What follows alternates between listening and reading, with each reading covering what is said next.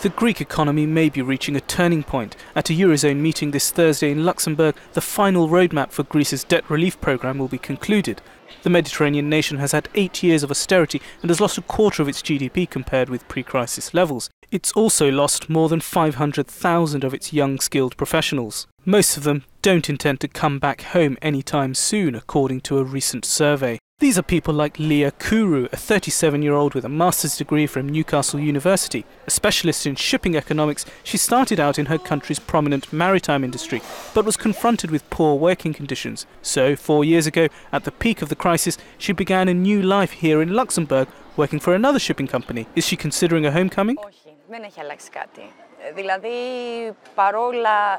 No, nothing has changed.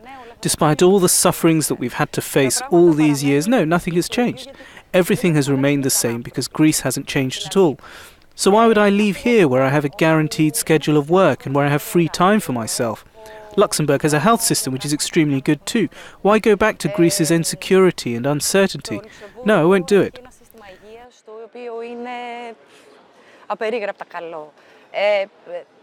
I think that in order to see the changes we need and for everything to get back on track, we need at least 20 or 30 years, so we reach a point which will open doors to highly skilled people to go back.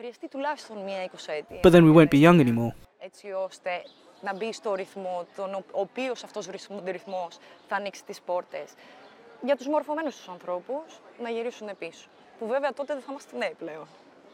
What can be done for Greece to stand on its own 2 feet? The European Investment Bank has already financed business projects worth 10% of Greece's GDP and is focusing on specific sectors to boost growth and jobs.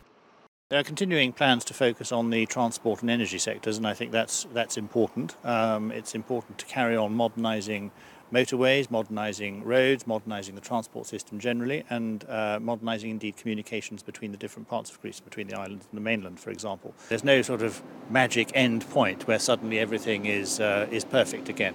And we just need to make sure that we're moving in the right direction. But there's still the issue of Greece's debt, as the OECD's Angel Gurria explains. Greece has already done its homework and it's suffered the consequences, but it was courageous and it went through and stuck with it. And now you're seeing the good side of the result of these reforms.